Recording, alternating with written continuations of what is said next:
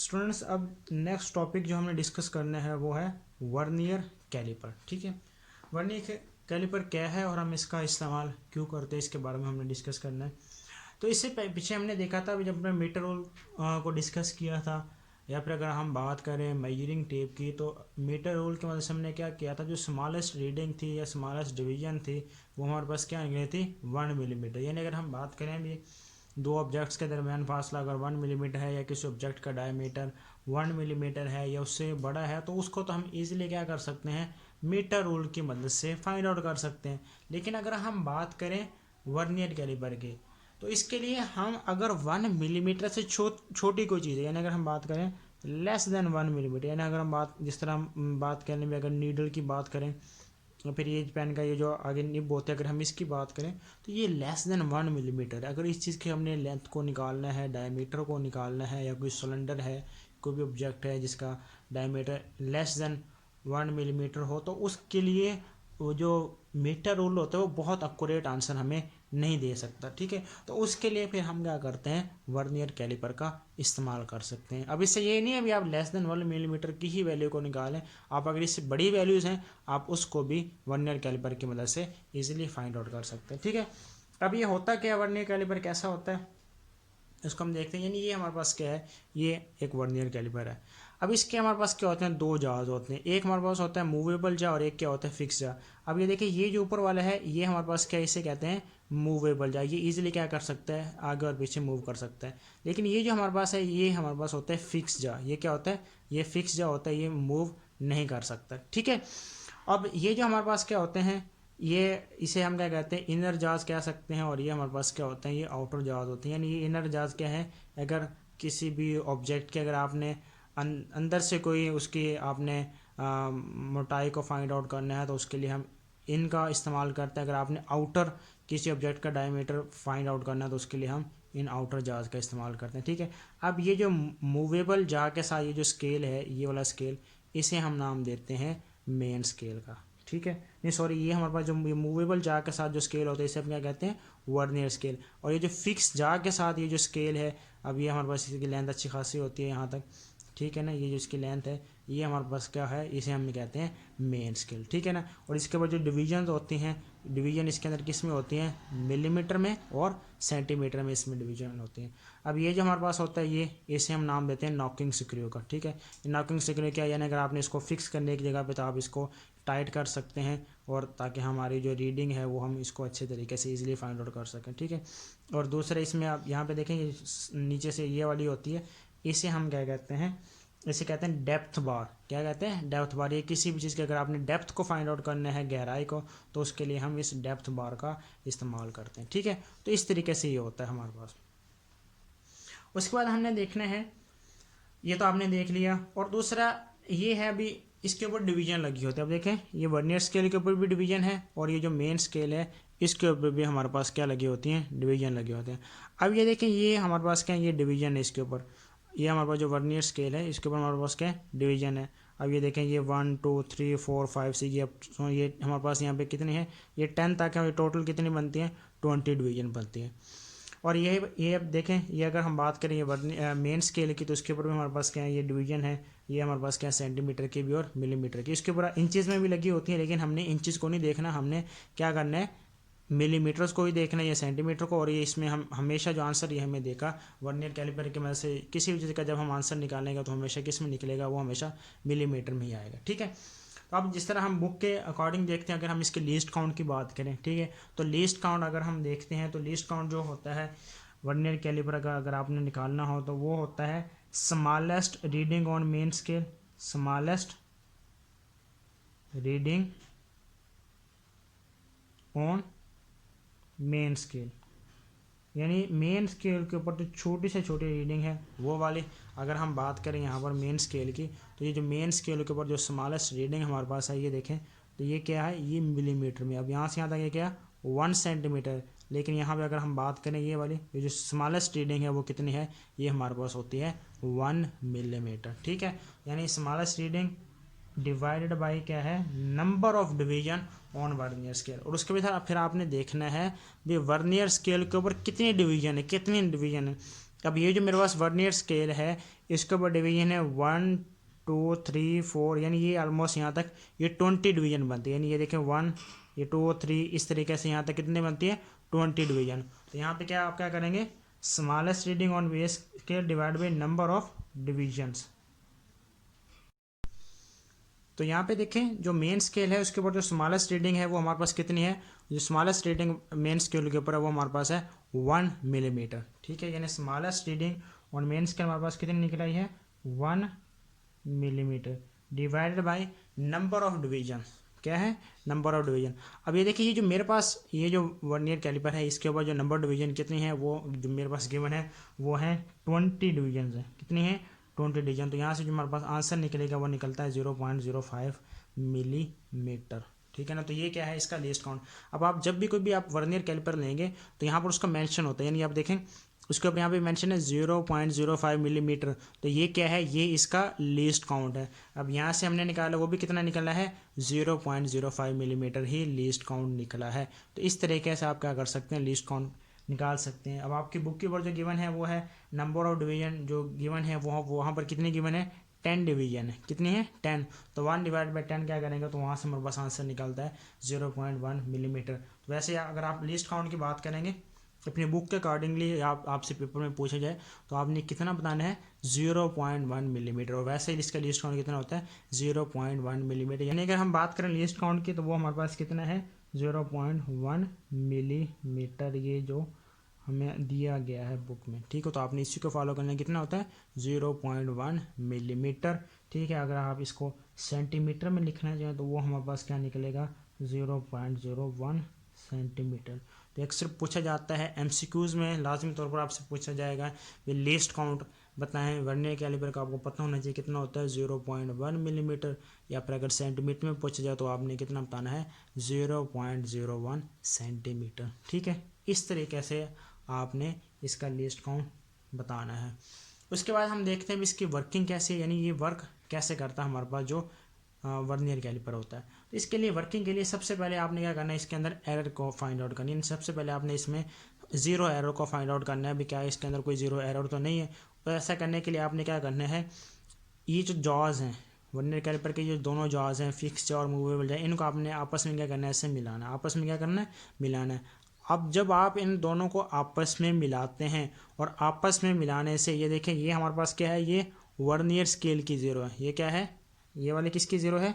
अब ये देखें ये हमारे पास है वर्नियर स्केल की ज़ीरो, और ये किसकी ज़ीरो है ये हमारे पास है मेन स्केल की ज़ीरो। अगर आप इनको आपस में इस तरीके जिस तरह ये मैं मिला रहा हूँ आपस में मिलाने से अगर इनकी ज़ीरोस एक दूसरे के आमने सामने आ जाती हैं तो इसका मतलब इस इंस्ट्रूमेंट के अंदर ज़ीरो एरर नहीं है, ठीक है। अगर फ़र्ज़ करें इसको मिलाता हूँ ये ज़ीरो थोड़ी सी क्या रह जाती है वर्नियर स्केल की ज़ीरो थोड़ी सी, ये देखें अगर इस तरीके से मिलाने से जॉस ये ज़ीरो थोड़ी सी पीछे रह गई है तो इसका मतलब क्या है इसके अंदर ज़ीरो एरर है, ठीक है। तो अगर आप सबसे पहले आपने चेक करना है भी इसके अंदर ज़ीरो एरर है या नहीं है। ऐसा करने के लिए आपने क्या करना है इनके जो दोनों जॉज हैं इसको आपने एक दूसरे के साथ मिलाना है और मिला के आपने देखना है भी क्या इसके अंदर ज़ीरो एरर है या नहीं। और ज़ीरो एरर किसे कहते हैं, ज़ीरो एरर कहते हैं it is a error in which the instrument gives the reading when the true reading is zero. यानी इसमें क्या है भी जब हमारी अब एक्चुअल में ज़ीरो, अब ट्रू रीडिंग क्या थी ज़ीरो, यानी जब हमने इसको क्या रखा हुआ है ज़ीरो ज़ीरो पर रखा हुआ है लेकिन फिर भी हमारे पास क्या है कोने की रीडिंग आ रही है। अगर फ़र्ज़ करिए ज़ीरो पीछे रह गया है, हमने तो जॉज को मिलाया ना, अब एक्चुअल तो हम कोई रीडिंग नहीं ले रहे, हमारी एक्चुअल रीडिंग तो क्या है ट्रू रीडिंग तो क्या है ज़ीरो है, लेकिन ये इंस्ट्रूमेंट फिर भी कोनों की रीडिंग दे रहा होता है, इसको हम क्या कह सकते हैं ज़ीरो एरर का नाम दे सकते हैं। या फिर हम ये कह सकते हैं भी how far away from zero is the reading, यानी हम क्या है ये जो ज़ीरो है इससे हम कितनी दूर हैं, जबकि हमारी जो रियल वैल्यू है जो रियल रीडिंग है वो कितनी है ज़ीरो है, इसको हम नाम देते हैं ज़ीरो एरर का, ठीक है। तो इसको आप ऐसे डिफाइन कर सकते हैं how far away from zero is the reading of instrument when the real reading is zero. ये हमारे पास क्या कहलाता है ज़ीरो एरर कहलाता है, ठीक है। ये हो गया ज़ीरो एरर। उसके बाद हमें पता है ज़ीरो एरर कितनी होती है, दो टाइप्स की होती हैं। ज़ीरो एरर की हमारे पास कितने टाइप्स हैं, दो टाइप्स हैं।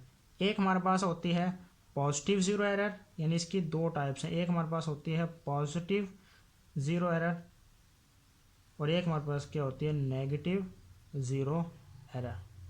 ठीक है, पॉजिटिव हमारे पास ये ज़ीरो एरर पॉजिटिव कब होगी और ज़ीरो एरर नेगेटिव कब होगी। पॉजिटिव ज़ीरो एरर तब होती है यानी जब हम क्या करते हैं, इनको आपस में जॉज को हम मिलाते हैं। क्या किया हमने, इन जॉज को आपस में मिलाया है। ठीक है, और मिलाने से अगर हमारे पास जो वर्नियर स्केल की जो ज़ीरो लाइन है वो क्या हो, मेन स्केल की ज़ीरो लाइन के राइट साइड पर हो। अब देखें ना, फ़र्ज़ के लिए हमने इसको आपस में मिलाया था और ये अब ये जो है वर्नियर स्केल की जो ज़ीरो लाइन है, यानी ये जो वर्नियर स्केल की जो ज़ीरो लाइन है, अगर ये क्या है, ये मेन स्केल की ज़ीरो लाइन से क्या आ जाती है, राइट साइड पर आ जाती है। यानी अब देखें फ़र्ज़ करें इधर राइट साइड पर आ गई है, तो तब इस एरर को हम क्या कहेंगे, ये कौन सी ज़ीरो एरर है, ये हमारे पास है पॉजिटिव ज़ीरो एरर है।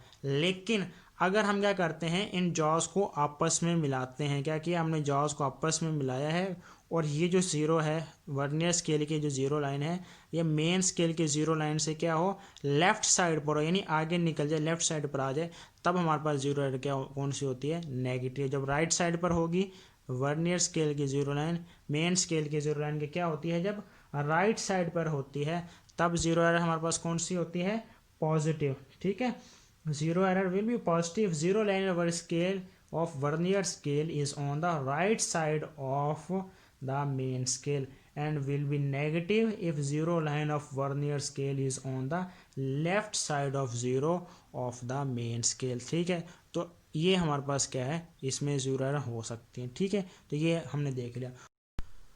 उसके बाद हम देखते हैं भी वर्नियर स्केल की मदद से हम किसी भी ऑब्जेक्ट की रीडिंग को कैसे ले सकते हैं। तो इसके कुछ स्टेप्स हैं, उन स्टेप्स को फॉलो करते हुए हम क्या करेंगे, किसी भी ऑब्जेक्ट, जो भी ऑब्जेक्ट हमें गिवन होगा उसके हम रीडिंग को इजीली फाइंड आउट कर सकेंगे। ठीक है, तो इसमें जो सबसे पहला स्टेप है वो क्या करना है, match the zero zero of main scale and vernier scale. यानी जो स्टेप वन है हमारे पास क्या करना है, भी मेन स्केल की जीरो को और वर्नियर स्केल की जीरो को आपस में मैच करना है। जिस तरह ये हमारे पास है ये, अब आपने क्या करना है, इन दोनों जॉज को एक दूसरे के साथ क्या किया, आप एक दूसरे के साथ जेंटली हमने मिलाना है।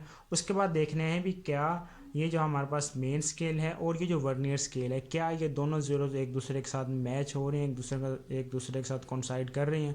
अगर ये कॉन्साइड कर रही हैं, जॉज को हमने मिलाया, तो इसका मतलब इसके अंदर कोई ज़ीरो एरर नहीं है। ठीक है, तो ये हमारे पास ये, अब देखें हमने जॉज को मिला लिया तो ये एक दूसरे के आमने सामने आ रही है, इसका मतलब इस इंस्ट्रूमेंट में कोई भी ज़ीरो एरर नहीं है। ठीक है, उसके बाद जो सेकंड स्टेप है वो हमने क्या करना है, वो करना है लॉक द रीडिंग। यानी रीडिंग को कैसे लॉक करना है, अब ये मेरे पास क्या है, एक सॉलिड सिलेंडर है छोटा सा। ठीक है, इसके हम रीडिंग को फाइंड आउट करें। यानी एक सॉलिड सिलेंडर है, इसको मैंने लिया है, इसको क्या किया, इस तरह ये जॉज में हमने क्या कर दिया, इस तरह ये रख दिया, मिला दिया इस तरह ये जॉज में रख के। उसके बाद क्या करना है, आपने इसको लॉक कर देना है। रीडिंग क्या कर देना है हमने, ये इस तरीके से हमने लॉक कर दिया। लॉक करने का मकसद ये है भी, ये जो जॉज हैं अब ये आगे पीछे मूव नहीं कर सकेंगे। ये जॉज है, ये जो जॉ है ये यहीं पर फिक्स ही रहेगा। अब ये अगर निकलता है इसको निकाल लें, ये मैं यहाँ से निकाल लेता हूँ। अब ये जॉज यहीं पर फिक्स है, ये मूव नहीं करेगा। ठीक है, उसके बाद जो थर्ड वन है हमारे पास स्टेप, वो है note the main scale reading in millimetre. यानी थर्ड स्टेप में हमने क्या करना है, अब यहाँ पे देखें हम क्या करेंगे, मेन स्केल की रीडिंग को नोट करेंगे और रीडिंग आपने जो भी लेनी है वर्नियर स्केल की मदद से, वो हमेशा किस में लेनी है, वो मिलीमीटर में लेनी है। यहाँ पर इंचज़ भी हैं लेकिन हमने इंचज़ में नहीं लेनी, जस्ट किस में लेनी है, मिलीमीटर्स में ही हमने ऑब्जेक्ट की रीडिंग को नोट करना है। ठीक है, यहाँ से देखते हैं। अब यहाँ पे देखें, अब ये आपने देखना है भी, आप ये यहाँ से हमने मेन स्केल की रीडिंग को नोट करना है। ज़रा देखें यहाँ से, अब देखें ये यहाँ से आपने स्टार लेना है, यहाँ तक ये आपके पास क्या आ गया, ये 10 डिवीजन है। उसके बाद यहाँ पे आ गया ये आ जाएगा यहाँ पे 15। उसके बाद देखिए ये जीरो से आपने क्या करना है, जीरो से पीछे पीछे। अब ये देखिए ये आपके पास क्या बनना है, ये 16 और ये आगे आ गया 17। तो मेन स्केल की रीडिंग यहाँ से यहाँ तक जो बनती है वो कितनी बनती है, वो यहाँ तक हमारे पास बनती है 17 मिलीमीटर। यानी कि 10, ये यहाँ पर 11, 12, 13, 14, 15, 16 और ये 17, यानी ये जीरो लाइन से पीछे पीछे। तो यहाँ पे हमने क्या कर लिया है, जब हमारे पास मेन स्केल की रीडिंग आई है वो कितने निकल आई है, वो हमारे पास आ गई है 17 मिलीमीटर। ठीक है, तो ये हमारे पास आ गई है मेन स्केल की रीडिंग। उसके बाद आपने क्या करना है, फिर जो फोर्थ स्टेप है, वो फोर्थ स्टेप में हमने ये देखना है अब ये जो वर्नियर स्केल की कौन सी लाइन मेन स्केल की किसी लाइन के साथ कोइंसाइड कर रही है, या किसी लाइन को वो क्या कर रही है, मेट कर रही है। यानी आपने चेक करना है भी, अब फोर्थ स्टेप में क्या करना है, वर्नियर स्केल की लाइंस को चेक करना है और आपने ये देखना है कि वर्नियर स्केल की कौन सी लाइन मेन स्केल की किसी भी लाइन के साथ बिल्कुल क्या हो रही है, कोइंसाइड कर रही है। तो ये हमने चेक करना। तो यहाँ से ज़रा देखें, अब यहाँ पे देखें, अब देखें ये यहाँ से देखें, ये अब लाइन के साथ किसी यहाँ से कोइंसाइड नहीं करी, आगे पीछे, ये वाली भी आगे पीछे, ये इस तरीके से। अब ज़रा यहाँ पे देखें, ये हम गौर करते हैं तो ज़रा यहाँ पे अगर हम देखें, ये 2 से ये क्या हो, ये 2 वाली भी लाइन के साथ मिल रही है, ये 5 ये वाली भी मिल रही है, और ये वाली भी क्या कर रही है, एक दूसरे मेन स्केल की लाइन से क्या कर रही है, मिल रही है। तो इसी को आपने क्या करना है, नोट करना है। ठीक है, ज़रा इसको देखिएगा फिर से, यानी ये आपके पास आ गई है, यहाँ से 2 से देखना स्टार्ट करें। 2 और लाइन ये मेन स्केल की लाइन से क्या कर रही है, बिल्कुल मीट कर रही है, ये वाले भी मीट कर रही है और ये वाले भी मीट, यानी ये आ गया यहाँ तक, ये 4 डिवीजन बनती है, ये 5 और ये क्या बनती है 6। तो अब यहाँ देखें 2 भी क्या मिल रही है और 3 भी। तो इसके लिए सबसे बेहतर है भी मैं इन दोनों के दरमियान वाली, यानी ये जो 5 वाला बनता है, यानी वर्नियर स्केल से आप काउंट करें, ये 2 होगा, यहाँ से यहाँ तक 1 2 3 4, और ये क्या हो जाएगा, ये 5। यहाँ पे मैं क्या कर रहा हूँ, ये नोट कर लूँगा, कितने डिवीजन बनती हैं, 5 डिवीजन। ठीक है, यहाँ पे आप क्या कर लेने, चेक लाइन हमने क्या कर लिया, जो उसकी बन रही है वो 5 बन रही है। ठीक है, उसके बाद 5 का आपने क्या करना है, जो वर्नियर स्केल का लीस्ट काउंट होगा। अब ये मेरे पास जो वर्नियर स्केल है, हमें पता है इसका लीस्ट काउंट कितना गिवन है, हमें गिवन है 0.05 मिलीमीटर, इसका क्या हमें लीस्ट काउंट गिवन है। तो वर्नियर स्केल की जो डिवीजन मेन स्केल के डिवीजन के साथ मिल रही होगी, उसको क्या करना है, हमने उसके लीस्ट काउंट के साथ मल्टीप्लाई करना है। तो अब जहाँ हम यहाँ पे मल्टीप्लाई करते हैं, लीस्ट काउंट हमारे पास क्या था, 0.05 मिलीमीटर, ये हमारे पास क्या था, लीस्ट काउंट। ठीक है, जब इसको मल्टीप्लाई करते हैं हमारे पास आंसर निकलता है 0.25 मिलीमीटर, ये आ गया इसका आंसर। ठीक है, इस तरीके से हमने क्या कर लिया, ये रीडिंग ले ली है। और जो फिर अब ये हमारे पास मेन स्केल की रीडिंग भी आ गई है, वर्नियर स्केल की रीडिंग जो अब जो हमारे पास एक्चुअल रीडिंग बनेगी, उसके लिए आपने क्या करना है, ये मेन स्केल की रीडिंग जो थी 17, इसको आपने क्या करना है, इसके साथ आपस में ऐड कर देना है। तो जब इसको हम ऐड करते हैं तो हमारे पास जो आंसर निकलता है वो निकलता है 17.25 मिलीमीटर, ये हमारे पास क्या निकल आई है, उसकी रीडिंग निकल आई। तो इस तरीके से आपने किसी भी ऑब्जेक्ट की रीडिंग को वर्नियर स्केल की मदद से फाइंड आउट कर लेना है। अब इसी तरह हम क्या करते हैं, एक और ऑब्जेक्ट ले लेते हैं, उसकी रीडिंग को भी नोट करके करते हैं, तो ये आपको मज़ीद क्लियर हो जाएगा।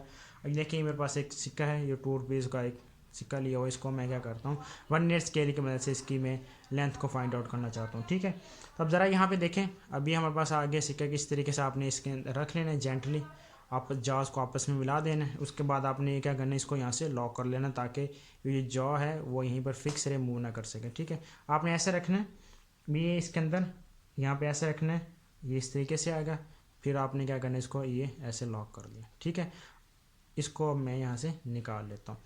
अब आपने क्या करना है, यहाँ से इसकी रीडिंग को नोट करना है, कैसे, इसी बिल्कुल उसी तरीके जैसे हमने पहले किया था। अब यहाँ पर देखें, इस 0 से पीछे जितनी भी लाइंस बनती हैं, आपने उसको क्या कर लेना है, नोट कर लेना है। तो यहाँ से देखें, यहाँ तक ये 10 बनती है, ये 20, और ये आगे ये 21, और ये आगे हमारे पास क्या आ गया, 22। ठीक है, यानी ये 21 और ये क्या आ गया, 22, ये 0 से पीछे। तो अब हमारे पास क्या निकल आई है, मेन स्केल की रीडिंग अब हमारे पास क्या निकल आई है, 22 मिलीमीटर।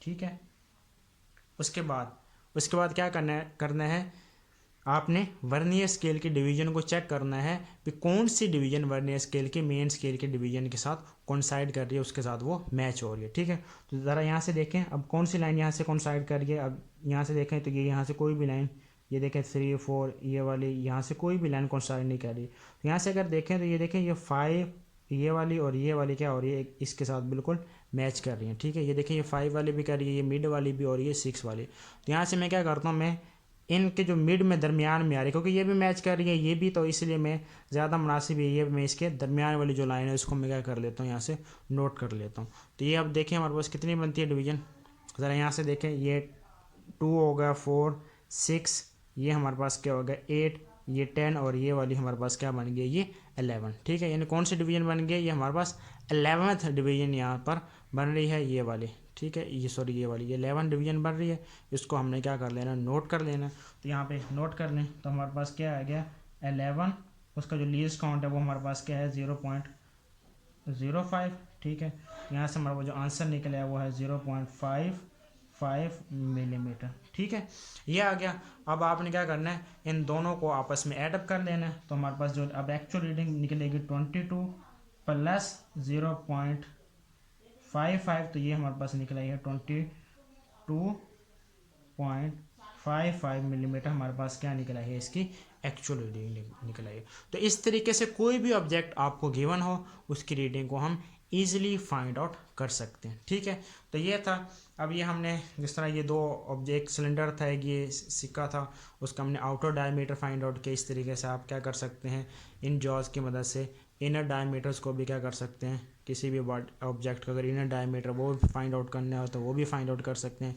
अब ये जो हमारे पास ये है, इसकी मदद से कोई भी ऑब्जेक्ट है हमने क्या करना है, अगर उसकी डेप्थ को फाइंड आउट करना है तो डेप्थ को भी फाइंड आउट कर सकते हैं।